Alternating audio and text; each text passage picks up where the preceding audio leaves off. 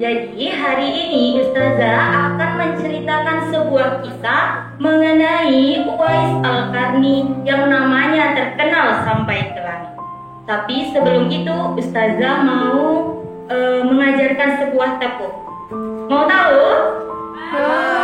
Namanya tepuk cinta. Dengarkan Ustazah terlebih dahulu, kemudian anak-anak Ustazah boleh ikut.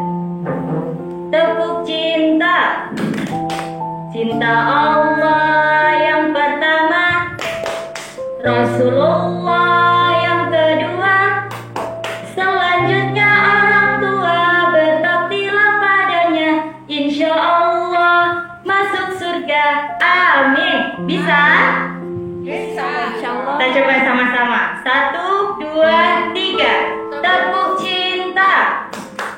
Cinta Allah yang pertama, Rasulullah yang kedua, selanjutnya orang tua, berbaktilah padanya, insya Allah masuk surga, amin. Sudah siap mendengarkan cerita Ustazah? Siap. Jadi kisah ini terjadi pada zaman Rasulullah Shallallahu Alaihi Wasallam. Uwais Al-Qarni adalah seorang pemuda yang hidup pada zaman Rasulullah. Uwais merupakan seseorang yang berasal dari negeri Yaman. Beliau adalah pemuda yang begitu soleh dan rajin bekerja. Sehari-harinya beliau bekerja menggembalakan domba milik tetangganya.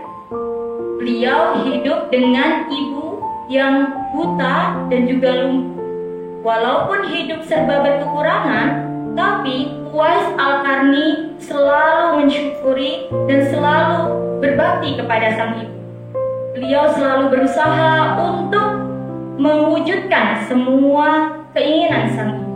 Sampai pada suatu ketika sang ibu berkata, "Anakku Uwais Al-Qarni, kesinilah." "Ada apa, Ibu?" "Jadi nak, sepertinya umur ibu sudah tidak lama lagi nak. Tapi ada satu keinginan yang ingin sekali ibu wujudkan." Uwais Al-Qarni menjawab, "Jangan seperti itu ibu. Apa permintaan ibu itu? Insya Allah akan saya wujudkan," kata Uwais Al-Qarni. Ternyata apa keinginan Uwais Al-Qarni, ada yang tahu? Keinginan Uwais Al-Qarni, keinginan sang ibu adalah pergi naik haji ke Mekah. Masya Allah. Di situ Uwais Al-Qarni mulai termenung dan berpikir. Tapi beliau tetap menjawab, "Baik ibu, saya akan mengusahakan apa keinginan ibu." Di situ sang ibu menangis dan memeluk Uwais Al-Qarni. "Terima kasih nak." Tapi setelah itu Uwais Al-Qarni berpikir, bagaimana caraku untuk memberangkatkan ibu untuk naik haji? Sedangkan aku tidak punya uang. Jarak dari Yaman ke Mekah begitu jauh. Lalu harus seperti apa aku memberangkatkan haji ibu? Jarak yang begitu jauh harus melewati padang pasir yang bisa ditempuh dengan unta. Jangankan unta, domba saja aku tidak punya. Setelah lama berpikir, Uwais Al-Qarni menemukan sebuah ide. Keesokan harinya, Uwais Al-Qarni pergi ke penjual domba. Tapi ketika dia akan membeli domba, ternyata uangnya hanya cukup untuk membeli anak domba. Tapi tetap dibeli oleh Uwais Al-Qarni. Dibelilah anak domba itu, digendong oleh Uwais Al-Qarni setiap hari, naik turun bukit. Hal itu dilakukannya selama 8 tahun. 8 tahun beliau menaiki bukit, menuruni bukit. Orang-orang menganggapnya aneh. Lihat Uwais Al-Qarni itu, aneh sekali dia. Apa yang dia lakukan itu? Sepertinya dia sudah gila. Tapi Uwais Al-Qarni tidak peduli anak-anak ustazah. Dia tetap melakukannya selama 8 tahun lamanya.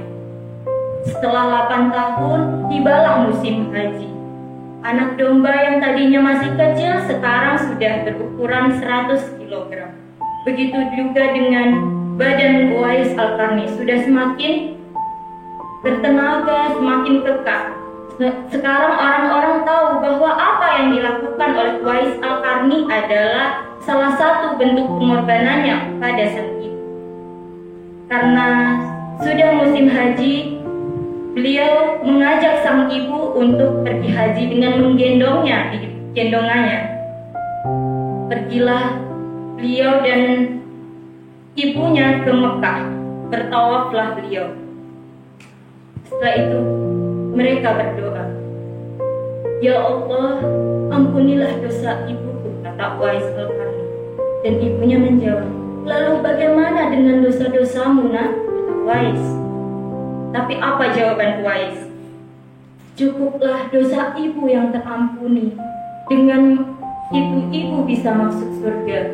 Dengan ridhonya ibu, saya bisa masuk surga." Subhanallah, sungguh mulia kecintaan Al-Qarni terhadap ibunya. Allah mendengarkan percakapan keduanya. Allah mengangkat penyakit Al-Qarni yang sebelumnya menderita penyakit sopak, yaitu timbul bercak-bercak putih di seluruh tubuhnya. Allah angkat penyakitnya, Allah sisakan satu tanda putih di telapak tangannya. Setelah haji selesai, beliau pulang ke rumah. Kemudian Uwais meminta izin kepada sang ibu. Beliau meminta izin untuk pergi ke Madinah menemui Nabi Muhammad SAW. Ibunya berpesan, "Cepatlah pulang, nak." Ketika selesai ibu, kemudian pergilah Uwais Al-Qarni ke rumah Nabi Muhammad SAW. Diketuklah pintu rumahnya. Tok-tok. Kemudian keluarlah Aisyah radhiyallahu anhu seraya mengucapkan salam dan bertanya, "Ada apa?" Kemudian Uwais menyampaikan maksudnya, "Saya ingin menemui Nabi Muhammad SAW." Namun saat itu Nabi Muhammad sedang melakukan perang yang kemungkinan tidak pulang. Lalu dijawablah oleh Aisyah bahwa Nabi Muhammad tidak bisa pulang mungkin berbulan-bulan. Di situ Uwais berkata,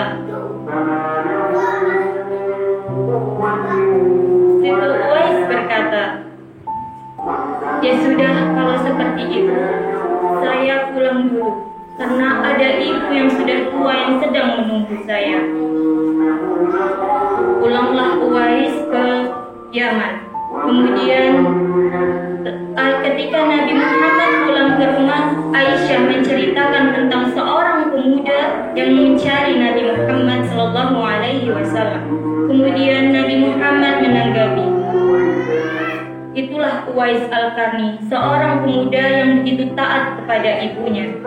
Sesuai dengan hadis riwayat Muslim Sirah An-Nawawi nomor 2542 yang artinya, "Sebaik-baik tabi'i adalah Uwais Al-Qarni." Kemudian Nabi Muhammad ketika berbincang-bincang dengan Ali bin Abi Thalib dan Umar bin Khattab, beliau juga berkata, "Ketika engkau bertemu dengan Uwais Al-Qarni, memintalah doa dan istighfar kepadanya, karena dia adalah penghuni langit. Lihatlah di telapak tangannya terdapat tanda putih yang tadinya dia menderita penyakit sopak, tapi karena ketaatannya kepada sang ibu diangkatlah penyakitnya oleh Allah Subhanahu wa Ta'ala." Sampai ketika kematian Uwais Al-Qarni, begitu banyak orang yang hadir di saat itu. Itu adalah para penghuni langit yang diperintahkan oleh Allah Subhanahu wa Ta'ala menyelenggarakan dan mendoakan Uwais Al-Qarni. Begitulah kemuliaan Uwais Al-Qarni, ditinggikan derajatnya karena kecintaannya dan ketaatannya kepada sang ibu. Demikianlah kisah tentang Uwais Al-Qarni yang namanya terkenal sampai ke langit. Jadi, apa hikmah, apa moral yang dapat kita ambil di sini? Bahwa kita harus senantiasa untuk menghormati orang tua kita, menyayangi orang tua kita, sehingga Allah juga akan meninggikan derajat kita dan memberikan pertolongan